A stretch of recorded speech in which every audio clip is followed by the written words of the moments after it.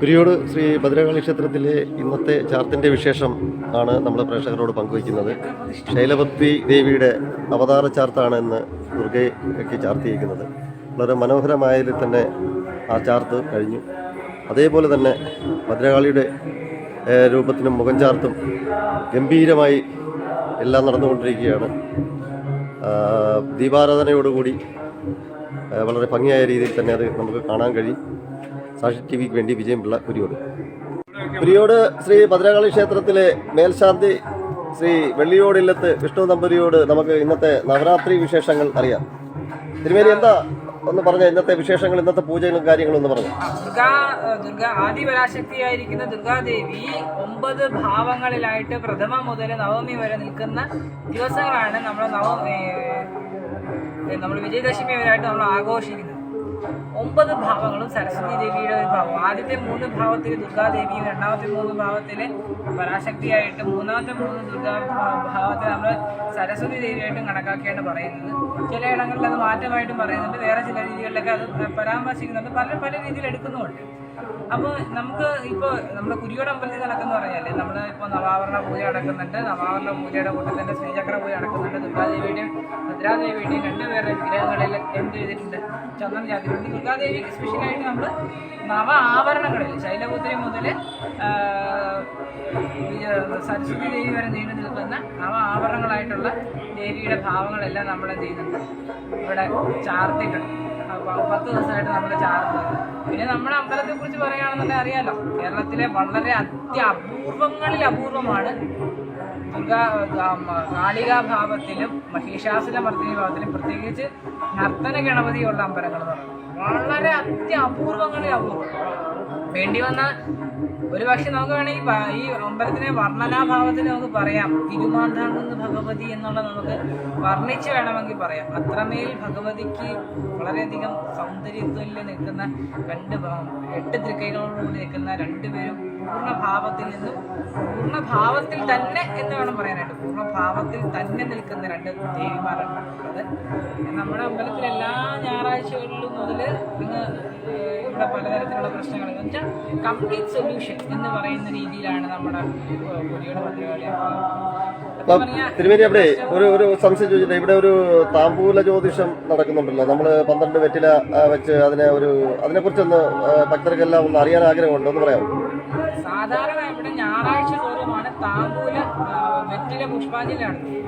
വെറ്റില പുഷ്പാഞ്ജലി എന്ന് പറയുന്നത് 12 താമ്പൂല വെറ്റില കൊണ്ടുവന്ന് ഭഗവതിക്ക് പുഷ്പാഞ്ജലി നടത്തി അതിൽ നിന്നും ഒരു കാര്യത്തിന് വേണ്ടിയിട്ട് നമ്മൾ പ്രത്യേകിച്ച് നോക്കുന്ന ആ ഒരു രീതി പ്രശ്ന പരിഹാര ചിന്തയാണ് വെറ്റില പുഷ്പാഞ്ജലി എന്ന് പറയുന്നത്.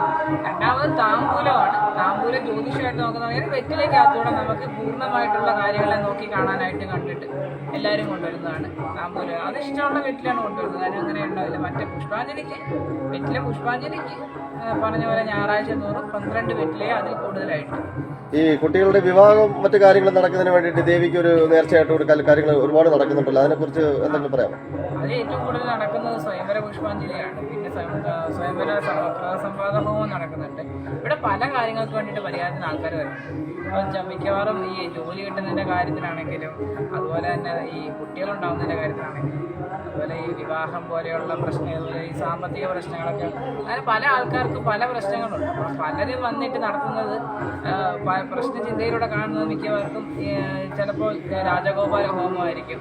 കുട്ടികളില്ലാത്തവർക്ക് സന്താനഗോപാലകൃത സംവാദ ഹോമം, നെയ്യ് സേവിക്കാനായിട്ട് അതങ്ങനെ ആയിരിക്കും. പിന്നെ രോഗങ്ങളൊക്കെ ഉള്ള ആൾക്കാരാണെന്നുണ്ടെങ്കിൽ അവർക്ക് ഈ ധന്വന്തര സംവാദ ഹോമം നടത്തും. പിന്നെ വിവാഹം നടക്കാനായിട്ട് ഏറ്റവും കൂടുതൽ ആൾക്കാർ ചെയ്യുന്ന പറഞ്ഞാൽ മുല്ലപ്പൂ മാലയും അതുപോലെ തന്നെ വെള്ളപ്പൂവ് കൊണ്ട് എല്ലാ വെള്ളിയാഴ്ചയും സ്വയംവര പുഷ്പാഞ്ജലി നടത്തുന്നത്. ഈ കൂടുതലും ദുർഗാദേവി ഭദ്രകാളി ദേവിക്കും വളരെയധികം പുഷ്പാഞ്ജലികൾ കാര്യങ്ങളൊക്കെ നടക്കുന്നതാണ്. ഓക്കെയാണ്. നമ്മുടെ ഇവിടെ ഒരു യക്ഷിയമ്മയുടെ നടയുണ്ടല്ലോ, അവിടെ പൂമൂട്ടൽ ചടങ്ങുകൾ നടക്കുന്നുണ്ട്. അതുപോലെ തന്നെ നമുക്ക് അവിടെ വറവടി നേതി നടക്കുന്നുണ്ട്.